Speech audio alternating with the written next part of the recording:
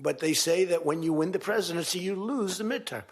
But I wish you could explain to me what the hell's going on with the mind of the public, because we have the right policy. They don't. They have horrible policy.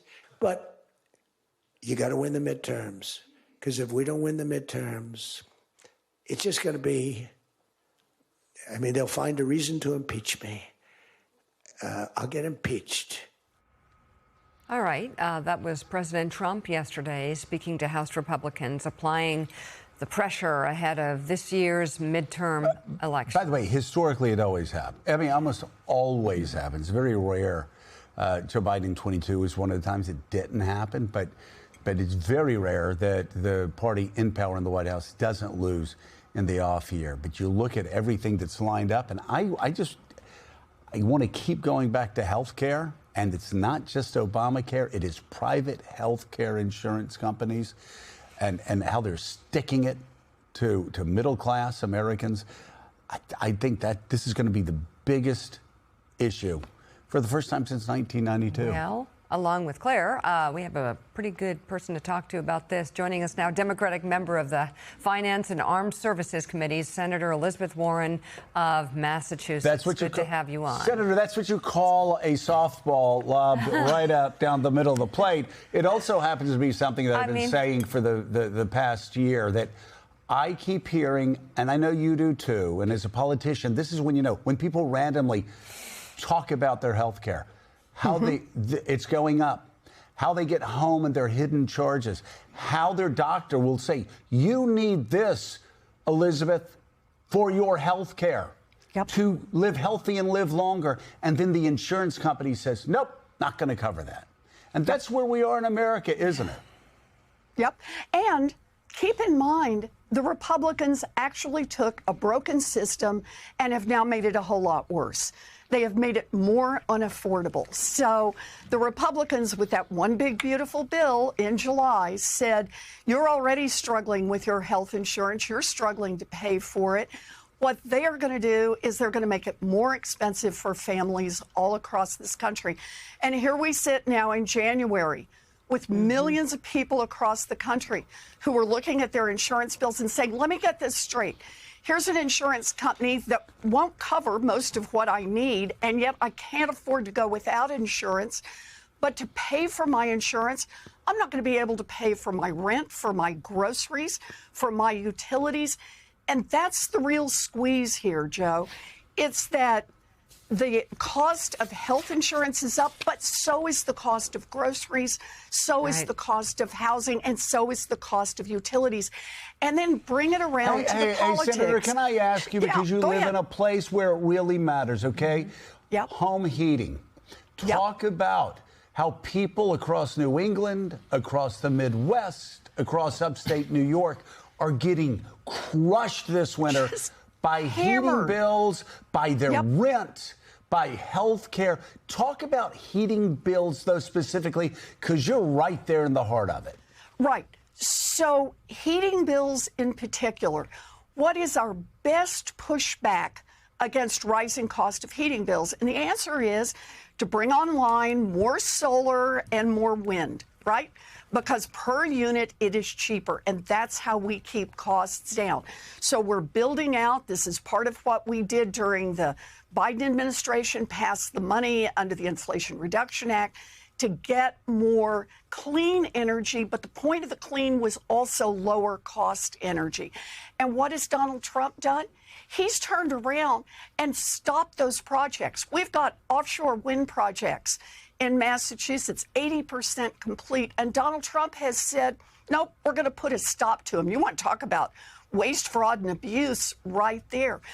But that's really the point. In that little clip you showed, Donald Trump said we have the best policies, meaning he does, the Republicans do. He's just flatly wrong. The policies he is pursuing on health care, on utilities, on housing, with tariffs increasing the cost of building new housing, every one of these policies is driving up costs for American families. So come November of 2026, that's when the real reckoning comes. And the fight starts today. And this is why today, I wanted to be with you today to talk about this. I'm giving more than $400,000 from my campaign account to 23 state Democratic parties where we've got competitive elections. Because our job as Democrats is to get out there, get organized, and just make the case on costs. Donald Trump has driven costs up. Democrats have the plans and have the gumption to get in there and fight to lower costs. And I'm putting my money where my mouth is. We got to get this done. There you go. Former Senator Claire McCaskill, you have the next question. Elizabeth, good to see you. Hey, Claire. I remember, frankly, some nostalgia when the Armed Services Committee was, in many ways, a bipartisan oasis. It wasn't unusual for us to have votes on markups that we divided both Republicans and Democrats based on what the issue was. Clearly, the Republicans on armed services are in a coma. Can you tell us from the inside right now, a Trump-induced coma, because they are not responding as they should to incredible abuses that are going on in our military, whether it is using the military to murder people when it should be law enforcement taking action on drug dealers, or now using the military and saying supposedly this is a law enforcement action. All of this stuff would have been hair on fire when I was on the Armed Services Committee to people like Roger Wicker and Deb Fisher and so forth. What is going on their side of the aisle? Do you see any hope that anyone is going to speak out about how our military is being abused?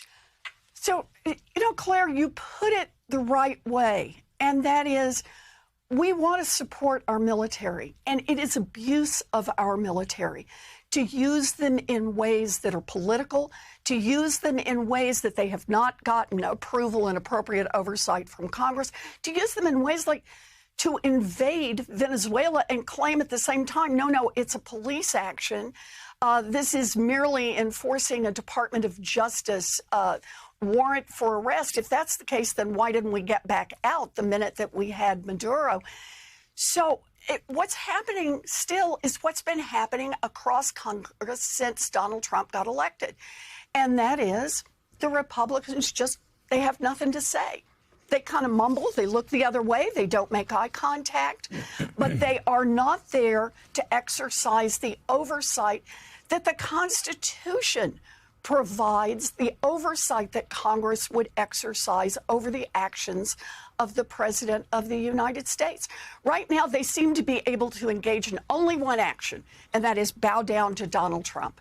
And until we either get some Republicans on our side, which doesn't look very likely, or hit that election in November 2026 and get Democratic majorities back in the House and the Senate, we have a president who has no restraints on what he's doing.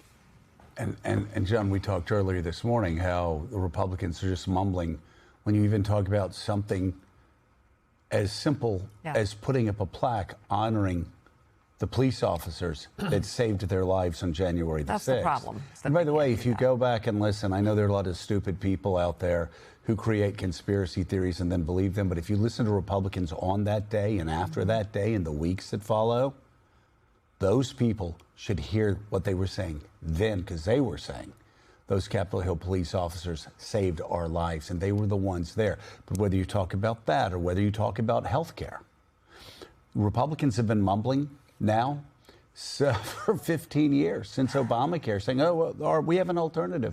Donald Trump says it's coming in 2 weeks. Republicans have been saying, let's get rid of Obamacare and we're going to have a better alternative. They just mumble. They have no plan there. They don't. That's not even being partisan at all. I'm an independent. I want a health care plan that both sides can work on, but they mumble there. And as the senator said, on Venezuela, they're mumbling on that. They mumbled on the war crime of that so many people saw that thought it was a war crime of blowing up two people that were floating on a chunk of wood for 45 minutes and were about to go under, had no communications. What do Republicans do? They just kind of mumble and go along with it. Yeah, Republicans in Congress sort of made that investigation go away. So, Senator, staying on the subject of Venezuela, you just outlined your concerns with what happened last weekend. But let's talk about now what happens next. It seems to be a source of great mystery as to how exactly the U.S., in the president's words, are going to run Venezuela. Oil companies brief before members of Congress. We've well chronicled that. What questions do you want to pose to the administration right now in terms of what the next several weeks, months, even years could look like in Venezuela? So look, we want to get a better sense of what the president's talking about when he says he's going to run Venezuela. But this isn't about just getting a better sense. This is really about reeling him back in and saying the United States is not here to occupy Venezuela.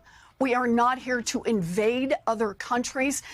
The president ran for office saying he would lower costs on day one. Remember that? Those were his words. He said it every single day in the run-up to the 2024 election. He gets elected. His first interview, they asked him, why did you win? And he said, because I agreed to lower costs on day one. And what's he done? He's driven up costs on health care. He's driven up costs on housing.